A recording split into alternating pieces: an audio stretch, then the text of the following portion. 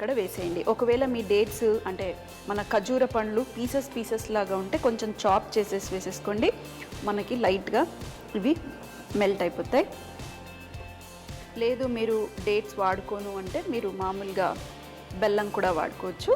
తగినంత డేట్స్ వేసేసాను. అలాగే కొంచెము చిలకడదుంప స్వీట్గా ఉంటుంది కాబట్టి మరీ ఎక్కువగా వేసి స్వీట్గా చేయకండి. ఇప్పుడు చిలకడదుంపని నేను లైట్గా బాయిల్ చేసేసాను. బాయిల్ చేసి ఈ చిలకడదుంప పొట్టు తీసేసి మనం ఇప్పుడు మ్యాష్ చేసుకునే బదులు ఇలా గ్రేట్ చేసేస్తున్నాను. సో మీరు మ్యాష్ అన్నా చేసుకోండి, గ్రేట్ అన్నా చేసేయండి. దీన్ని కూడా మనం ఈ నేతిలో కుక్ చేయబోతున్నాము. దీంతో పాటు మన డేట్స్తో పాటు మరి చిలకడదుంప మొత్తం దీంట్లో వేసేసుకున్నాను. మనం ఇప్పుడు ఒక 2 లేదా 3 నిమిషాల వరకు కొంచెం గట్టిపడేంత వరకు మనం కుక్ చేద్దాం. చిన్న రౌండ్ బాల్స్ చేసుకునేలాగా రావాలి. అలాగే ఇందులో మనం స్వీట్ కదా కొంచెం యాలకుల పొడి, అలాగే ఫ్లేవర్ కోసం కొద్దిగా సోంపు కూడా వేసుకుందాం.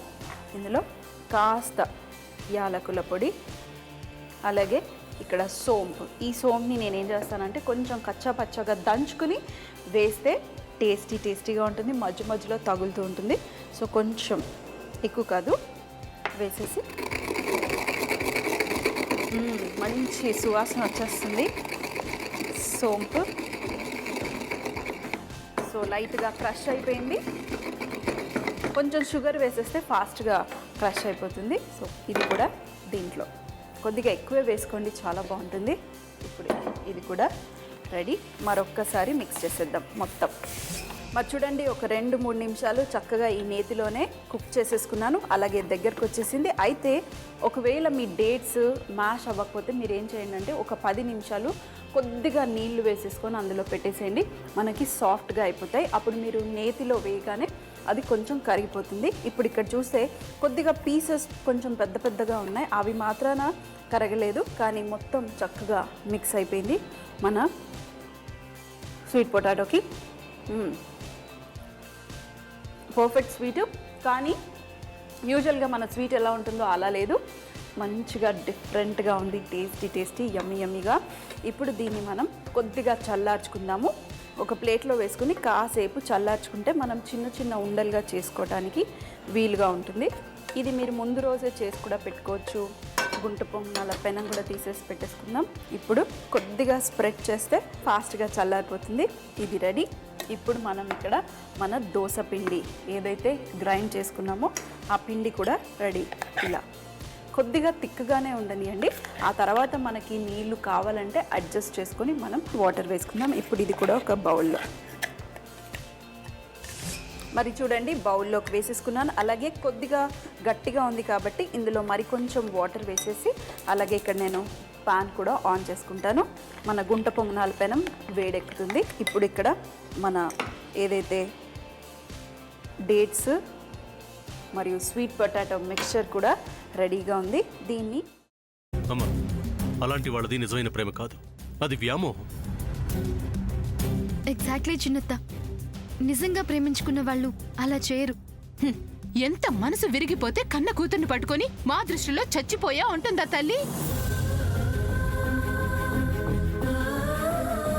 అది సరే అమ్మా, తన కూతురుతో తన మాట అనేటప్పుడు ఆమె మాటల్లో వ్యథ, కళ్ళల్లో బాధ గమనించావమ్మా? పెద్దబాబుకు బర్త్డే విషెస్ చెప్పు కూడా వెళ్ళాం కదా. ఊరికే ఎలా కాలిపోతుంది? మంట పెడితేనో పడితేనో తగలబడుతుంది.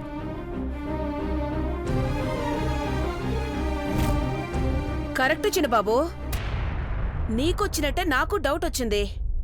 పార్వతే షర్టును తగలబెట్టిందనుకుంటా.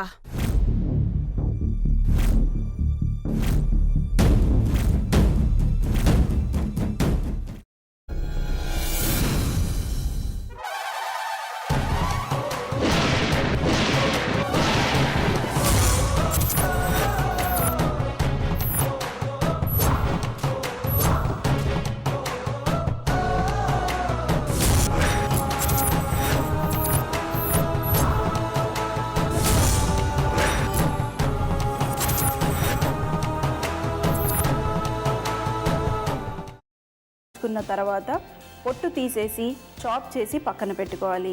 ఒక ప్యాన్లో కొద్దిగా నూనె వేడి చేసి అందులో ఆవాలు, మినప్పప్పు, శనగపప్పు, కరివేపాకు, సన్నగా తరిగి పెట్టుకున్న ఉల్లిపాయలు వేసుకుని 1 నిమిషం పాటు వేయించుకోవాలి. ఆ తర్వాత కాల్చి కట్ చేసి పెట్టుకున్న వంకాయని కూడా అందులో వేసుకుని బాగా మిక్స్ చేసి బౌల్లోకి ట్రాన్స్ఫర్ చేసుకుని అందులో తగినంత చిక్కటి పెరుగు లేదా పల్చటి పెరుగు వేసుకుని మిక్స్ చేసి అన్నంతో కానివ్వండి, చపాతీతో కానివ్వండి సర్వ్ చేసినా చాలా బాగుంటుంది.